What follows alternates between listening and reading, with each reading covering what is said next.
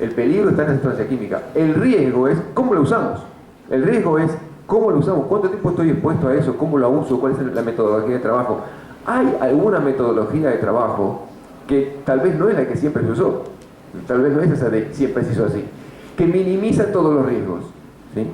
Y esa es la que hay que obtener, esa es la que hay que estudiar y esa es la que después al final hay que aplicar y después hay que revisarla, ¿sí?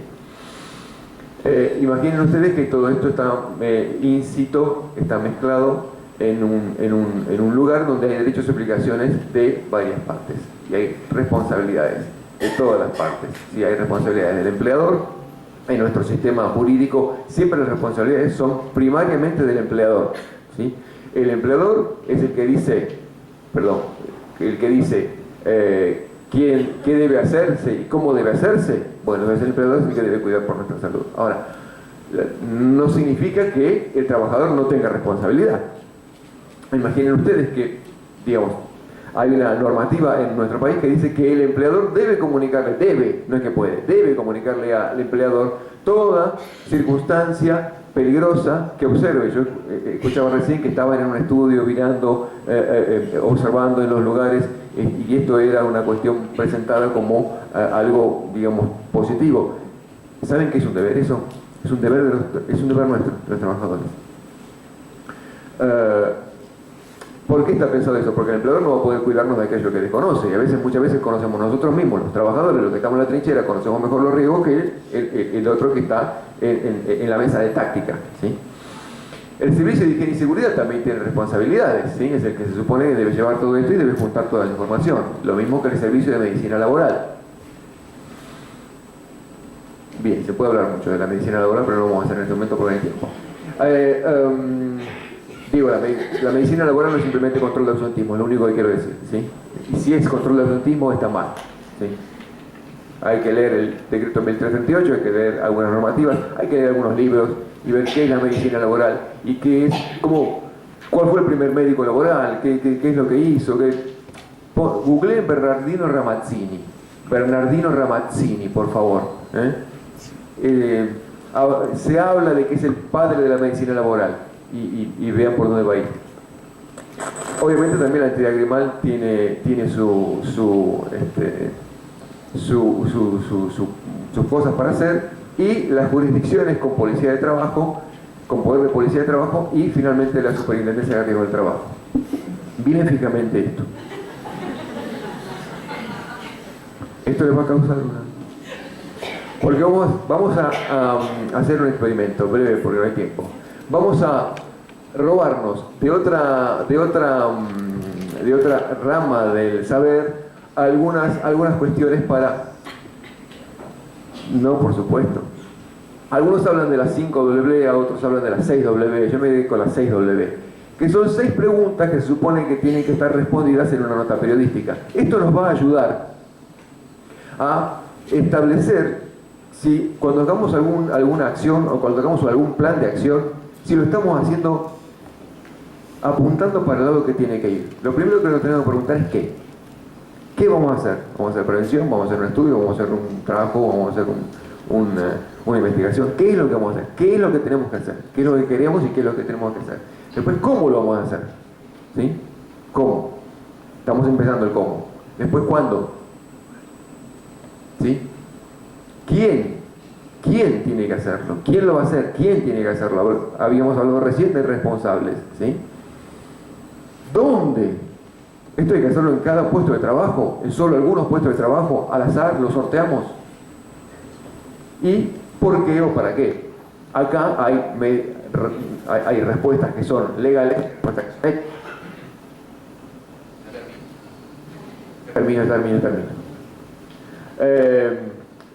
Hay una ley, no importa el número, que dice: las prestaciones médico-asistenciales, farmacéuticas y de rehabilitación, esas son las prestaciones en especie que yo le decía que maneja la ley de riesgo del trabajo, deberán otorgarse en función de la índole de la lesión, de la incapacidad determinada. Lo importante es, dichas prestaciones no podrán ser sustituidas en dinero, con excepción de la obligación del traslado del paciente. Digo, el traslado para llevarlo a realizar algún tipo de práctica prestacional, rehabilitación, alguna cosa así, imagínate. Pero, digo, esto está en una ley y es fundamental, ¿no? Que básicamente las prestaciones en especie, todo lo que tenga que ver con nuestro cuerpo, no podemos nosotros, bueno, mira, no me hagas la rehabilitación de la rodilla. ¿Cuánto es eso? ¿Cuánto le pagas al kinesiólogo? Y le pago 6.000, dame 5.000 y quedamos, y yo me quedo con la rodilla. Pero me quedo con las 5 lucas. No, eso no se puede hacer. Pero no se debe, pero no se puede, está prohibido. Es decir, que no se puede cambiar salud por dinero. Esto necesito decir que, aunque existe la forma, existe el modo de establecer, como por ejemplo algún mecanismo que determine que alguna actividad o algún sector o alguna cosa específicamente realizada de determinada manera es insalubre y entonces se va a cambiar esa salud por tiempo o dinero, eso se basa, yo también quiero decirles que esa idea de la insalubridad se basa en cosas tales como el decreto sin número del año, en nuestro país, el decreto sin número del año 30, se llama así, decreto sin número del año 30, porque ni número sabía en la época, solamente hasta el 30 tenía, como ya lo habían gastado para el año, no tenía número. Entonces, ese decreto, que está firmado por Irigoyen y por ¿quién? El Pidio González. ¿Qué estaba pasando en el año 30? ¿Qué estaba pasando en el año 30? En el año 30, bueno, estaba pasando la crisis posterior al 29, ¿no? A la Gran Depresión en Estados Unidos, y estaban haciendo un montón de lío allá en Europa que terminaron con un montón de cosas horripilantes, con algunas guerras, ¿sí? ¿Qué estaba pasando en el año 30? También en el año 30 estaba pasando que se jugaba el primer mundial de fútbol y Uruguay le ganaba 4-2 a Argentina, ¿sí? ¿Y qué pasaba en el 30? Y en el 30 los barcos se descargaban con la gente vestida con las bolsas de arpillera, haciendo la escalera para descargarlos con las mismas bolsas que tenían que descargar. Entonces, ni se pensaba en que esa persona no se podía enfermar. Entonces, ¿qué se hizo? Se hizo un decreto en donde, como estas personas se enferman y de suyo va que se enferman, establecemos un mecanismo para intercambiar esa enfermedad por dinero o por tiempo, digamos, o trabajan 6 horas o se jubilan antes, y al jubilarse antes, o le pagamos un plus por riesgo o por enfermedad. Existe esa cosa todavía, y permítame llamarle cosa, porque los que estamos a favor de la prevención no podemos decir que vamos a cambiárselo por dinero. Existe ese mecanismo aún vigente. Pero vayamos primero por el otro lado. Lo último es el elemento de protección personal. Y si eso también falló, y bueno, sí, seguramente habrá tareas que son absolutamente intrínsecamente insalubres. Imagino la minería de carbón de profundidad. Es intrínsecamente insalubre, ¿sí? Pero debe haber 4, 5, 6, 7 tareas insalubres intrínsecamente en el mundo. Lo demás, existe la tecnología como para hacerlo mejor. ¿Cómo es posible que se puede trabajar con plutonio sin enfermarse? ¿Se puede? Sí, se puede. ¿Cómo no vamos a poder trabajar con las cosas que habitualmente trabajamos sin enfermarnos? Ya voy. Entonces, yo sé que estamos metidos en una matriz y en una matrix. Esta es la matriz en la que estamos metidos. Y estamos metidos en una matrix en la que la realidad es distinta a las cosas que ocurren efectivamente, ¿sí? Bueno, lo que nosotros tenemos que hacer, nuestro trabajo, estimo, es tratar de achicar la distancia entre esas dos cosas, entre el mundo de las ideas y la realidad, ¿sí? Bueno, muchísimas gracias, disculpen que me extendí.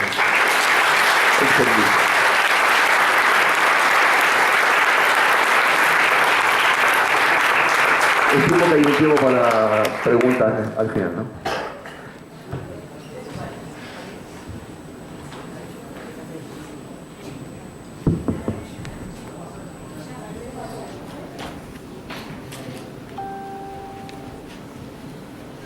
Hola, buenos días.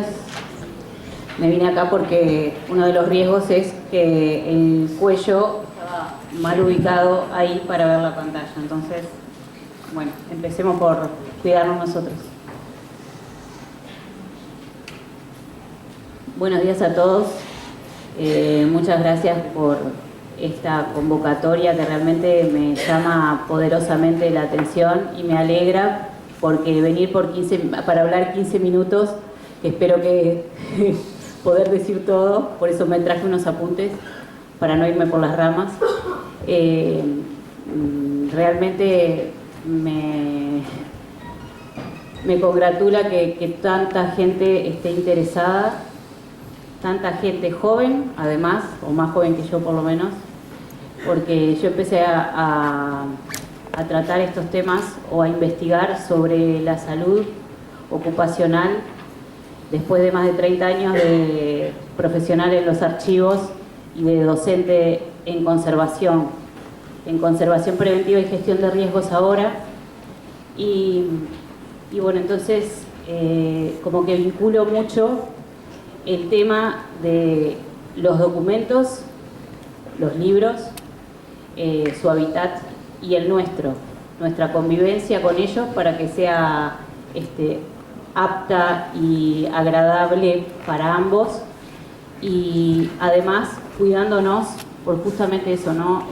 Recién decía el compañero, estamos como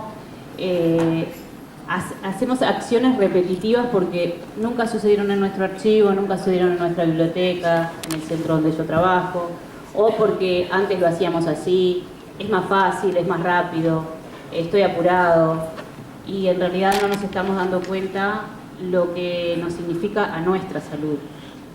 ¿Sí?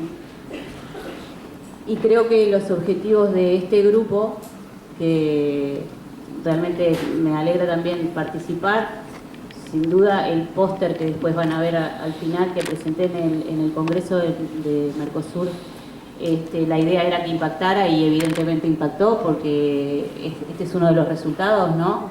No el único, obviamente.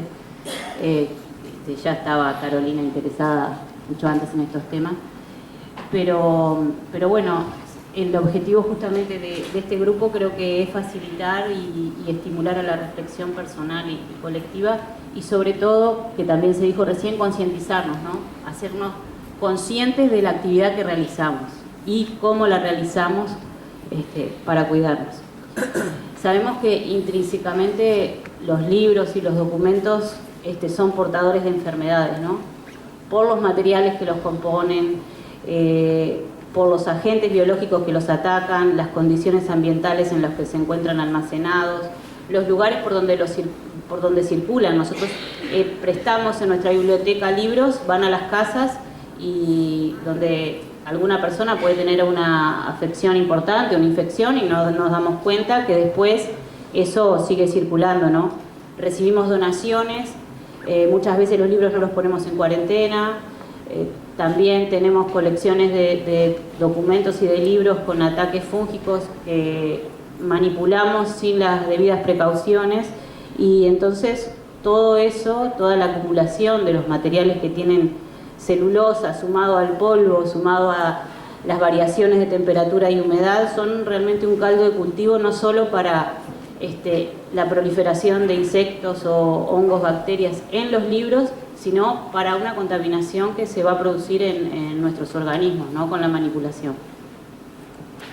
Entonces, este grupo de trabajo identificó los factores de riesgo, ¿no? Entonces se hizo como una identificación siguiendo la normativa también de la OIT, como medio ambiente físico de trabajo, como contaminantes, carga de trabajo, lo que sería el esfuerzo físico, yo le llamo ergonómico, los factores organizativos o carga mental, yo le llamo psicosociales, y de seguridad.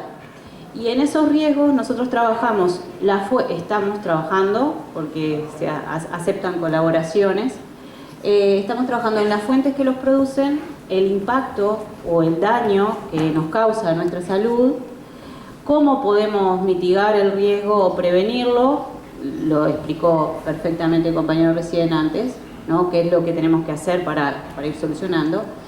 Estamos incluyendo una bibliografía en el trabajo de lo que estamos utilizando y la legislación. La legislación argentina, por el momento tenemos legislación argentina, legislación uruguaya y legislación peruana, ¿verdad?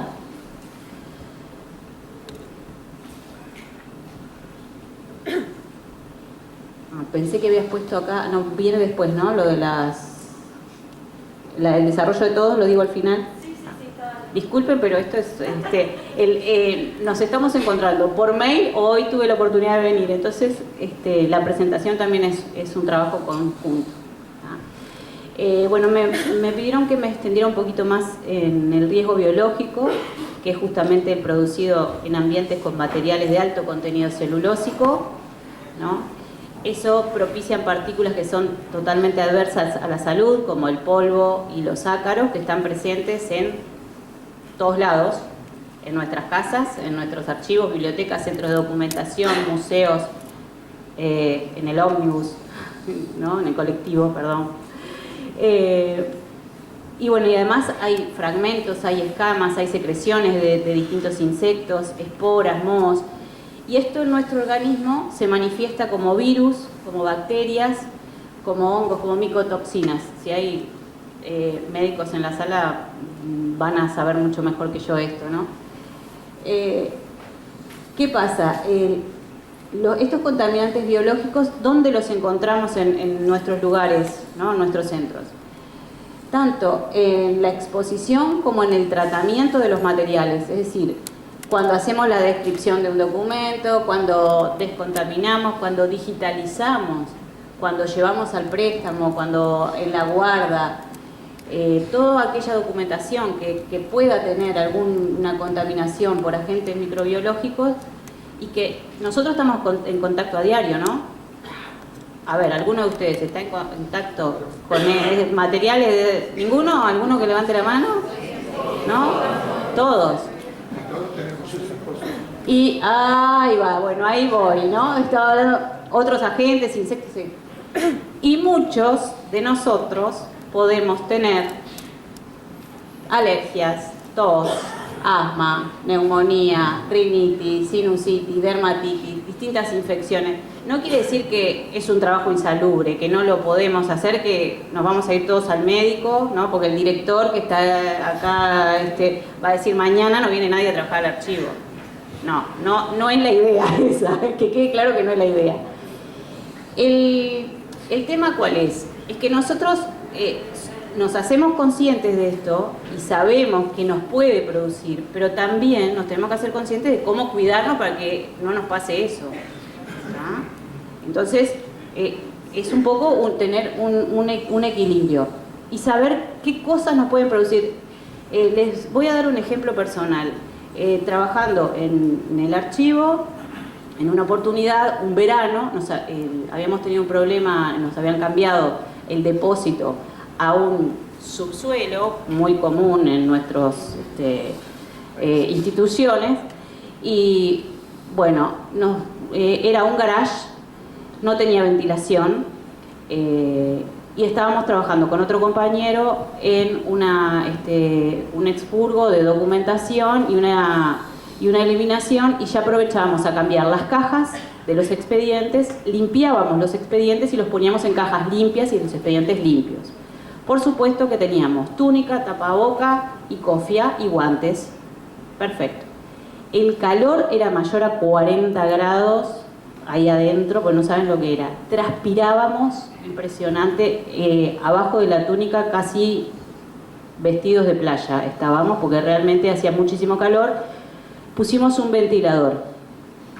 En un momento yo me saco la máscara y no me doy cuenta, sigo trabajando. A los pocos días empiezo con problemas en la garganta y eso me llevó a traer fiebre. Nunca lo asocié, le estoy hablando de hace 20 años atrás. Nunca asocié eso al trabajo que estaba haciendo.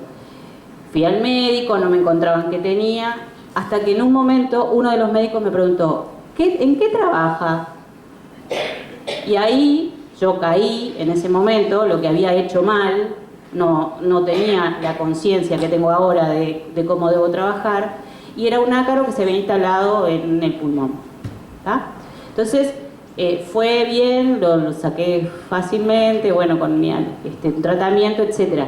Pero es decir, una experiencia personal que fue totalmente como inocente, digamos, en ese momento. Tenía mucho calor y no nos damos cuenta, o a veces decimos, no me va a pasar a mí, ¿por qué me va a pasar a mí? ¿No? Yo era mucho más joven, tenía buena salud, etcétera, etcétera. Bueno, entonces eso era un ejemplo para que nos puede pasar a todos. Entonces, ¿cuáles son las medidas de prevención? Tener autocuidado, usar los elementos de protección, pedirlos, como también decías que podemos pedir, ¿no? lo que necesitamos. No somos cirujanos, pero necesitamos guantes. Y es verdad que en muchas instituciones a veces tenemos que llevarlos nosotros. Y ¿saben cuánto? Estamos haciendo una investigación allá en Uruguay sobre qué enfermedades tienen los trabajadores. Es decir, si ustedes quieren sumarse a eso, estamos yendo a los centros de salud de los distintos ministerios a ver si nos pueden dar esa información, a ver de qué cosas son de las que se enferman más fácilmente, pero además, ¿cuánto dura un barbijo de los comunes ¿cuánto decís vos? ¿Sabés? 3 horas, más o menos. Entre 3 y 4 horas el común hay que cambiarlo. Según el polvo que tengan los expedientes que se están limpiando. Imagínense que 3 o 4 horas. Si tenemos que poner conciencia a las autoridades de que no alcanza con que me compren una caja para todo el año. Necesito una caja por semana, por persona, como mínimo. O un barbijo que tenga filtro, que ese me dura un poquito más. Pero igual, lo tengo que cambiar todos los días, ¿no? Si estoy 12 horas limpiando, supongamos. Entonces, estas cosas no se saben y creo que es importante que nosotros ahora a través de este trabajo podamos involucrarnos más. Bueno, como me estoy yendo, avísame cuando falten. Ponele que 5, que ya está. Bueno, entonces voy a ir más rápido, yo qué sé. Me entusiasmo, disculpen. Bueno, acá, en vez de darle tanta letra, vamos a la imagen que es súper clara, me parece, ¿no? Más de 300 especies de microorganismos que las podemos encontrar en todos lados, y ahí tenemos, creo que es el punto rojo, a ver, sí, bien. Ácaros, que es, si bien no se ve bien, es un bicho asqueroso que no lo vemos a simple vista, pero están en todos lados. Documentos con hongos, acá sacando fotografías, documentos con hongos. Otra cosa que no se tiene en cuenta en los archivos, para archivos, bibliotecas, centros, que me gustaría apuntar, sí, es los ratones. Miren lo que es esto. Esto es orina de ratón. Cucarachas, que hay en absolutamente todos lados, y las palomas. Las palomas y los ratones, que son los que a veces no se tiene en cuenta, el excremento de los animales no solo mancha el material y los daña químicamente, sino que crean un hábitat propicio para la aparición de los microorganismos y de insectos. ¿Y qué trae aparejado para el hombre? Histoplasmosis, las palomas, o leptospirosis, los ratones, por ejemplo, ¿no? Bueno, ahí tenía para hablarles del ácaro, pero no importa, seguimos. De los hongos, que son... Estos sí, me interesaría porque es lo más habitual que encontramos. Además, nuestros países tienen una humedad muy alta, muy alta. Es difícil tener un control en las instituciones, sobre todo sobre rangos de temperatura y humedad adecuados. Y las microtoxinas producen muchas afecciones respiratorias, ¿no?